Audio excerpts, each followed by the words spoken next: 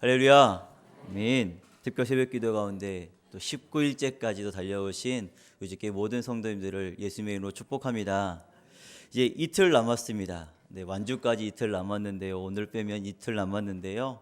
이틀도 승리하실 수 있는 귀한 산들이 되시기를 소망합니다. 네, 방송실에 음악을 좀 꺼주셨으면 좋겠습니다. 음악이 나오고 있어서. 네. 로마 근교에 비아라타라는 지역이 있다라고 합니다. 저도 가보지 못하였는데요. 이곳에는 산타마리아 교회가 있다고 하는데 이곳은 본래 복음서의 기자 중 또 예수님의 제자 중 한 명이었던 누가의 집으로 추정되는 곳입니다. 그의 사후에 이곳이 교회가 세워졌다고 하는데 이 교회의 지하 동굴의 한 기둥에 한 글자가 새겨져 있었는데 이렇게 써 있었다고 합니다. 벌룸 데오 론 에스트 알리가텀이라고 적혀 있었다고 하는데요.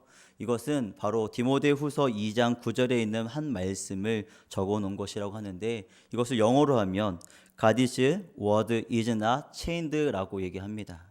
다시 말하면 한국말 말하면 하나님의 말씀은 매이지 아니하니라라고 말씀하고 있다는 것이지요.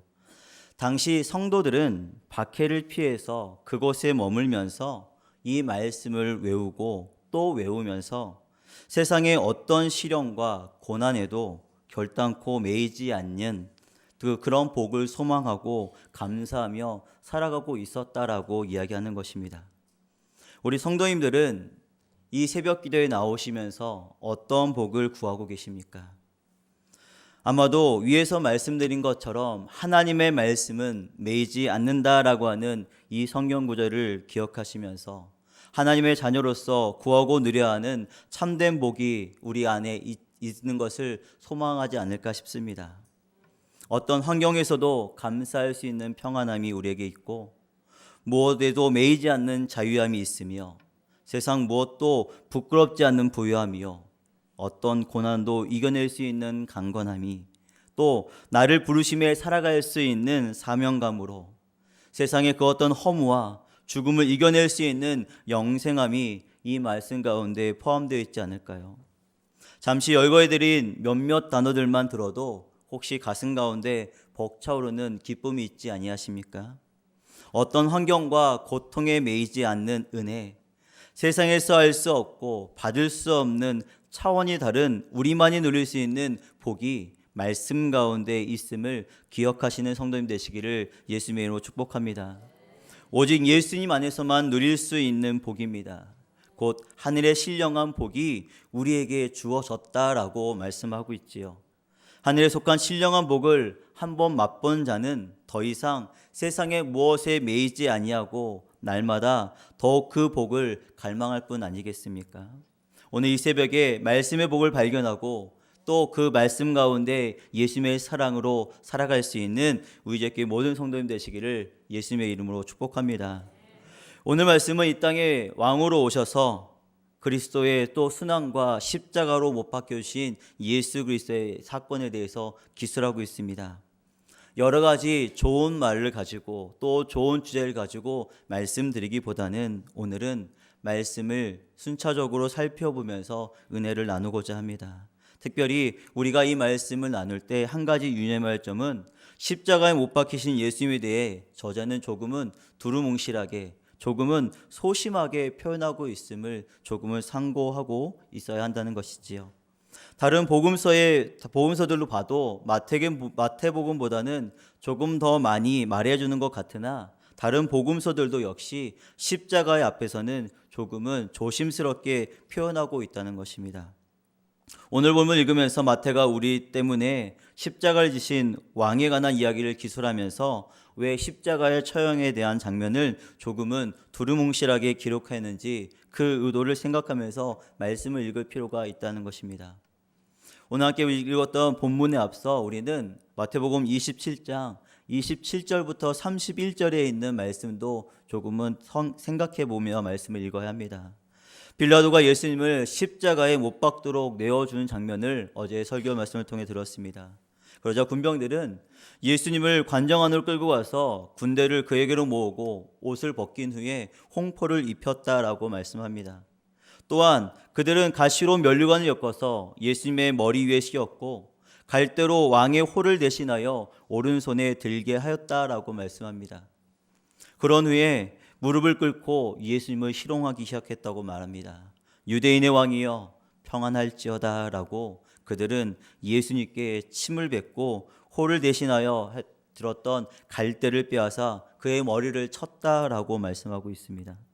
이것은 단지 그들의 행동을 기술한 것이 아니라 이사야서 50장 6절에 있는 말씀을 성취하는 위함인데요. 이렇게 말씀합니다. 나를 때리는 자에게 내 등을 맡기며 나의 수염을 뽑는 자들에게 나의 뺨을 맡기며 수욕과 침뱉음을 피하려고 내 얼굴을 가리우지 아니하니라 라고 말씀하고 있다는 것이지요. 원래 십자가에 못 박힐 죄인은 옷을 벗긴 채 끌고 가는 것이 일반적인 관례였다고 합니다. 그런데 군병들은 홍포를 벗기고 도로 예수님의 옷을 입히고 끌고 갔다라고 얘기하지요. 마태복음 27장 32절부터 38절은 십자가에 달리기 위해서 사형장으로 그 처형장으로 끌려가는 과정을 서술하고 있는데요. 십자가형을 집행할 때는 우리가 잘 알고 있듯이 패션 오브 크라이스트 영화를 보셨듯이 먼저 채찍질을 한다고 합니다. 다시 한번 얘기하면 예수님은 밤새도록 신문을 당하고 채찍질을 당하셨다는 것이지요. 그로 인해서 예수님의 육체는 탈진할 수밖에 없는 상황이었습니다. 탈진할 수밖에 없는 상황의 예수님은 더 이상 자기가 져야 될 그 십자가를 지고 갈 수 없는 상황이었다는 것입니다. 그러자 군병들은 어떡합니까? 그곳에 있던 구레네 사람 시몬에게 강제로 십자가를 지게 했다는 것이지요. 졸지에 시몬은 군병들에게 잡혀서 억울하게 예수님의 십자가를 대신 지고 갔다는 것입니다. 그런데 이런 시몬에게 하나님께서 놀라운 은혜를 허락하셨음을 우리는 주목해 보아야 합니다. 로마서 16장 13절에 보면 이렇게 말씀합니다. 주 안에서 택함을 입은 루포와 그 어머니에게 문안하라. 그 어머니는 곧 내 어머니니라 라고 바울은 말하는데요. 루포는 성경을 살펴보면 바로 구레네 사람 시몬의 아들임을 알 수 있다는 것입니다. 다시 말하면 시몬이 십자가를 대신 지고 간 것은 우연이 아니라 하나님의 계획 가운데 또 그의 자녀와 그의 아내에게도 복이 된다라고 말씀하고 있다는 것이지요. 우리가 억지로 하나님의 일을 하는 것이 아니라 그를 통해서 하나님은 우리에게 은혜를 허락하신다는 것입니다. 구레네 사람 시몬과 그의 가족은 이 사건을 계기로 해서 구원을 받았고 또 예수님의 복을 누리는 삶을 살게 되었다라고 말씀하고 있지요. 계속해서 말씀을 보면 예수님께서는 해골이라고 하는 골고다 언덕을 오르셨습니다. 골고다에 도착한 예수님께 사람들은 쓸개를 탄 포도주를 마시도록 드렸다라고 하지요. 이것은 십자가에서 처형당하는 죄수들에게 그 고통을 덜어주기 위한 마취제 또는 진통제 역할을 하기 때문에 제공했다라고 이야기합니다. 하지만 예수님께서는 이것을 마시기를 거절하였다라고 34절 후반절에 말씀하고 있습니다. 이를 보면 예수님께서 모진 고통을 온전한 정신으로 겪으시겠다는 의사표현으로 해석할 수 있다는 것이지요. 이 또한 시편 69편 21절에 이렇게 말씀합니다. 그들이 쓸개를 나의 음식물로 주며 목마를 때에는 초를 마시게 하였사오니 라고 하는 이 말씀을 성취하고 있음 또한 우리는 기억해야 한다는 것입니다. 특별히 오늘 함께 본 35절부터 있는 말씀을 보면 군인들은 예수님을 십자가에 못 박은 후에 제비를 뽑아 그 옷을 나누었다라고 말씀하고 있습니다. 처형당하는 죄수의 물품은 처형을 집행한 자들에게 주는 것이 당시의 관례였다고 얘기합니다. 이들의 이러한 행위 역시 시편 22편 18절 말씀을 이루기 위함인데요. 내 겉옷을 나누며 속옷을 제비 뽑나이다 라고 한 말씀이 성취되고 있음을 우리는 기억해야 한다는 것입니다. 뿐만이 아니라 군인들은 십자가에 못 박힌 예수님을 지켰다라고 합니다. 하지만 그들의 이 임무는 그들이 그저 십자가에 못 박힌 예수님을 지키는 것이 아니라 마침내 예수님께서 누구신지 진정으로 깨닫게 되는 놀라운 은혜로 연결됨을 우리는 기억해야 하지요. 내일 본 본문이지만 마태복음 27장 54절에 보면 백부장과 및 함께 예수를 지키던 자들이 지진과 그 되는 일을 보고 심히 두려워하여 가로되 이는 진실로 하나님의 아들이었도다 하더라라고 고백함으로 알 수 있다라는 것입니다. 십자가에 처형될 죄수는 처형 장소로 가는 동안 자신의 죄패를 목에 걸고 가도록 되어 있었다고 합니다. 아마도 예수님께서도 죄패를 목에 걸고 가신 것으로 보입니다. 37절에 보니까 군병들은 예수님을 십자가에 못 박은 후에 그 죄패를 십자가 위에 달았다라고 말씀하고 있지요. 예수님은 혼자 십자가에 달린 것이 아니라 두 명의 강도와 함께 십자가에 못 박히셨다라고 말씀합니다. 그들의 죄명을 마태는 기록하지 않고 있습니다.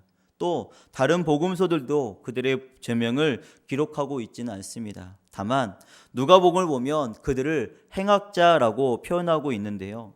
우리가 알고 있듯이 예수님은 행악자들과는 분명히 구별된 삶을 살아오셨습니다.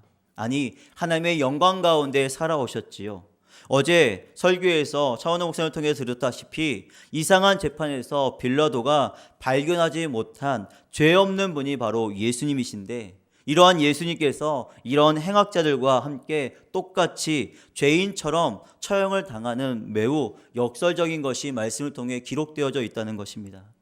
이 또한 이사야서 53장 12절에 있는 말씀이 성취되기 위함인데, 이는 이렇습니다. 이는 그가 자기 영혼을 버려 죽음에 이르게 하며 범죄자 중 하나로 헤아림을 받았기 때문이라고 말씀하고 있음을 기억해야 한다는 것입니다. 그런데 이상하게도 마태는 십자가에 못 박혀 돌아가신 참된 왕이신 구주의 그 이야기를 기술하면서 예수님의 처참한 십자가에 대해서는 상세하게 기술하지 않고 있음을 우리는 볼 수 있어야 한다는 것이지요. 다만 35절과 36절에 이렇게 말씀합니다. 저희가 십자가에 못 박은 후에 그 옷을 제비 뽑아 나누고 거기 앉아 지키더라 라고 완료형으로 서술하고 있다는 것입니다. 이것은 사복음서의 저자 모두에게서 발견되는 공통적인 현상입니다. 마태가 십자가를 완료형으로 기술하고 있는 것은 이미 완성된 행위 그 자체를 주의 집중시키고자 한 것으로 볼 수 있다는 것이지요. 이를 통해서 십자가를 육신의 고통으로 또는 마음의 감성으로만 이해하기보다는 그러한 고통을 당하신 이유에 대한 관심을 가지도록 하기 위함이라고 많은 신학자들은 해석하고 있습니다. 사랑하는 성도 여러분, 십자가는 우리 신앙의 핵심으로 생각할 수 있습니까? 그러십니까?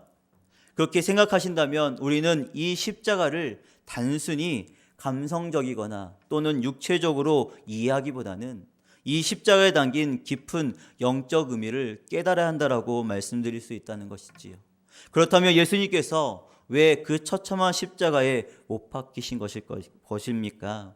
바로 이사야 선지자는 이 유의를 700년 전에 이미 이렇게 말씀하고 있는데, 우리가 잘 알고 있는 이사야서 53장 5절 말씀에 이렇게 합니다. 우리 함께 읽어보기 원합니다. 함께 있습니다. 그가 찔림은 우리의 허물을 인함이요 그가 상함은 우리의 죄악을 인함이라. 그가 징계를 받음으로 우리가 평화를 누리고 그가 채찍에 맞음으로 우리가 나음을 입었도다. 아멘. 말씀 가운데 보면 그가 찔림은 우리의 허물을 인함이라고 말씀하고 있습니다. 그가 상함은 우리의 죄악을 인함이라고 말씀하고 있습니다. 그의 징계는 우리가 평화를 누리고 그가 채찍에 맞음은 우리가 나음을 입기 위함이라고 말씀하고 있지요. 예수님께서는 완전한 인간으로서 또 하나님으로서 우리의 죄를 대신 지시고 또 우리 대신 형벌을 받으셨습니다. 구약의 말씀처럼 쓸개탄 포도주로 고통을 감하시지도 아니하시고 우리가 받아야 할 고통을 고스란히 담당하셨다는 것이지요. 이사야서 53장 4절의 말씀을 보면 이러한 예수님의 그 고통으로 말미암아 있는 것을 이렇게 표현합니다. 그는 실로 우리의 질고를 지고 우리의 슬픔을 당하였거늘 우리는 생각하기를 그는 징벌을 받아서 하나님에게 맞으며 고난을 당한다 하노라라고 말씀하고 있다는 것입니다. 예수님께서 십자가에 못 박히심으로 인하여 이 예언의 말씀이 성취되고 있음을 발견할 수 있지요. 예수님께서 하나님의 뜻에 순종하셔서 십자가에 못 박히심으로 말미암아 하나님의 언약이 성취되었다라고 하는 것입니다. 이로써 우리는 죄 사함을 받았습니다. 믿으십니까? 아멘. 우리는 하나님의 거룩한 백성으로 구원함을 얻었습니다. 우리는 하나님의 은혜 가운데, 교회 가운데 모여 하나님께 예배할 수 있습니다. 이는 하나님의 영광이 드높게 드러나는 모습이라고 말씀드릴 수 있습니다. 그런데 십자가에 못 박힌 예수님을 본 무리들은, 그 당시의 무리들은 어떠한 삶으로 예수님에게 얘기합니까? 39절을 보니까 지나가는 자들이 예수님의 모습을 보고 머리를 흔들며라고 예수님을 모욕했다라고 얘기합니다. 그들의 그러한 모습은 시편 22편 7절에 나를 보는 자는 다 비웃으며 입술을 삐죽이고 머리를 흔들며 말하되라고 하는 말씀이 성취되기 위함인데, 지나가는 자들이 예수님을 비웃는 초점은 바로 예수님께서 성전에 대한 예수님의 입장 때문이라고 얘기합니다. 40절 상반절에 보면 성전을 허물고 3일 만에 지으려는 자야라고 하면서 그들이 비웃고 있다라고 얘기하지요. 또 후반절에 보면 뭐라고 말씀합니까? 내가 하나님의 아들이라면 내 자신을 구원하고 십자가에서 내려와 봐라 라고 이야기한다는 것입니다. 이곳에서 우리는 조금 생각해 볼 한 구절이 있습니다. 바로 내가 하나님의 아들이라면 이라고 하는 단어이지요. 빈정거림으로 예수님의 사역을 시작했던 상황에서 있던 사단의 그 시험을 회상케 한다는 것입니다. 기억나십니까? 마태복음 4장 3절에 보면 이렇게 말씀합니다. 시험하는 자가 예수께 나와서 가로되 내가 만일 하나님의 아들이거든 명하여 이 돌들이 떡덩이가 되게 하라. 이뿐만이 아니라 6절에 보니까 가로되 내가 하나님의 아들이거든 뛰어내리라 라고 기억하였다라고 말씀하고 있습니다. 예수님의 사역 초기에 사단에게 받으셨던 그 시험이 사역의 절정에 이르는 그 십자가의 형벌에서도 함께 나타나고 있다는 것이지요. 사실 예수님은 십자가에서 내려올 수 있는 능력이 있는 분 아니었습니까? 무리도 걷고 파도도 잠잠케 하시며 오병이어의 기적도 일으키시는, 죽은 자도 일으킬 수 있는 그런 능력의 예수님이신데, 하지만 예수님께서는 겟세마네 동산에서 기도하신 것처럼 하나님의 뜻을 이루기 위해서 십자가에서 내려오지 않으셨다는 것입니다. 그것은 하나님의 은혜이고 하나님의 사랑임을 우리는 기억해야 합니다. 예수님의 죽음을 주대온 대제사장들은 무엇이라고 얘기합니까? 42절부터 43절에 있는 말씀을 함께 보기 원합니다. 오늘 본문 42절 43절 함께 있습니다. 저가 남은 구원하였으되 자기는 구원할 수 없도다. 저가 이스라엘의 왕이로다. 지금 십자가에서 내려올지어다. 그러면 우리가 믿겠노라. 저가 하나님을 신뢰하니 하나님이 저를 기뻐하시면 이제 구원하실지라. 제 말이 나는 하나님의 아들이라 하였도다 하며. 아멘. 예수님과 함께 못 박힌 강도들도 예수님을 조롱하였다라고 얘기하지요. 많은 이스라엘 사람들이 예수님을 거절하며 예수님의 그 사역을 비방하였다라고 얘기합니다. 예수님의 십자가의 죽음은 순환의 절정일 뿐만이 아니라 예수님께서 지상사역의 절정이기도 함을 우리는 기억해야 합니다. 예수님의 죽음은 그의 백성을 구원하기 위한 하나님의 뜻을 이루기 위한 결정적인 사건이었습니다. 따라서 그의 죽음은 말로 표현할 수 없는 고뇌와 또 고통임에도 불구하고 이 땅에서 처참한 패배가 아니라 하나님 나라의 승리임을 우리는 기억해야 할 것입니다. 가끔 금요기도에서 찬양하는 찬양이지만 져야만 승리하는 놀라운 영원한 신비라고 하는 가사를 우리는 가끔 찬양하지요. 져야만 승리할 수밖에 없는 놀라운 그 승리의 비결을 예수님께서는 십자가에 달려 돌아가시며 그 고통까지도 감내하시고 우리에게 허락하셨다는 것입니다. 그로 말미암아 많은 것이 이루어졌습니다. 45절 말씀을 보니까 제6시부터 온 땅이 어둠이 임하여 제9시까지 계속하더라 라고 말씀하고 있음 또한 보게 되지요. 구약 성경을 보면 대낮에 해가 져서 깜깜해지는 현상들은 엄청난 슬픔 또는 애통을 상징합니다. 아모스 8장을 보면 이렇게 표현하고 있고요. 또 요엘서를 보면 어두움은 주의 날에 임하게 될 심판을 상징하기도 한다라고 언급되기도 합니다. 실제로 출애굽기 10장에 보면 22절부터를 보면 출애굽 당시에 바로가 하나님의 뜻을 거역하며 온 결과에 이집트의 어둠이 3일 동안 엄습하였다라고도 말씀합니다. 죽음에 직면한 예수님께서는 하나님께 큰 소리로 지르는 것을 우리는 볼 수 있습니다. 엘리 엘리 라마 사막다니 하시니 이는 곧 나의 하나님 어찌하여 나를 버리셨나이까 라고 하는 뜻이라고 번역되어 있지요. 이 부르짖음은 예수님께서 직면하신 고통의 진정한 의미를 잘 표현해주고 있습니다. 예수님은 그저 십자가에 달려 돌아가시며 쇼를 하신 것이 아니라 바로 가장 인간적인 모습으로 가장 어린 양의 그 보혈을 흘리실 수 있는 모습으로 우리에게 나타나시고 하나님께 울부짖고 있다라고 하는 것을 우리는 기억해야 한다는 것입니다. 이렇게 울부짖을 때 예수님께서 하나님께 뭐라고 말씀하십니까? 나의 하나님이라고 부르짖고 있음을 우리는 기억해야 한다는 것이지요. 고통 가운데서도 하나님을 원망하는 것이 아니라 하나님을 증오하는 것이 아니라 바로 나의 하나님이라고 말씀하시며 순종하며 신뢰하시겠다라고 하는 그 말씀을 우리에게 보이시고 있다는 것입니다. 사랑하는 성도 여러분, 우리는 예수님을 믿으며 세상 가운데 복을 얻을 때도 있습니다. 하지만 우리에게도 고난도 찾아오고 시험도 찾아올 때가 있지요. 그럴 때마다 우리는 어떤 마음이 듭니까? 어느 청년은 그럴 때마다 내 신앙은 참 많이 흔들려서 어렵습니다 라고 이야기하는 청년도 있습니다. 우리 성도님들은 어떠십니까? 그럴 때마다 더욱더 나의 하나님으로 외치시며 그 하나님을 온건히 붙잡고 계십니까? 우리는 예수님의 고난을 생각하며 예수님도 끝까지 자신의 능력만을 가지고 하는 것이 아니라 바로 하나님의 말씀에 순종하며 하나님 앞에 의지함을 기억해야 한다는 것입니다.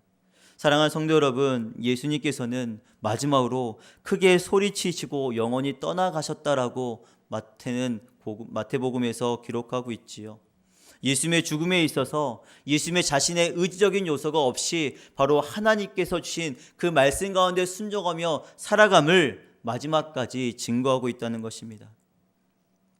우리는 이 순환일에 어떤 마음으로 이곳에 나와 있습니까? 말씀을 정리하려 합니다. 사랑하는 우리의 성도 여러분, 오늘은 예수님께서 고난을 당하신 순환일입니다. 예수님께서 자신만을 위해서 십자가를 지신 날이 아니라 바로 우리 때문에 십자가를 지신 날이라고 다시금 말씀드릴 수 있지요. 우리는 이 날을 영원히 죽을 때까지 잊지 말아야 합니다. 이 날은 우리에게 새로운 생명이 임하지는 새로운 부활의 영광이 도래되는 첫 번째 사건이기 때문입니다. 오늘 우리는 예수님의 그 십자가를 생각하며 그 십자가로 말미암아 우리에게 허락하신 하나님의 은혜요 감사이며 구원의 유일한 그 방편을 우리는 기억하고 경건히 살아가야 할 것입니다. 그리고 부활주일을 맞이하는 우리 마음 가운데 영원한 생명을 허락하신 그 예수님의 부활을 생각하며 오늘도 그 사랑을 전하기에 부족함이 없으신, 그 고난에 동참하며 그 사랑을 전하기에 부족함이 없으신 우리 모든 성도님 되시기를 예수님의 이름으로 부탁드립니다.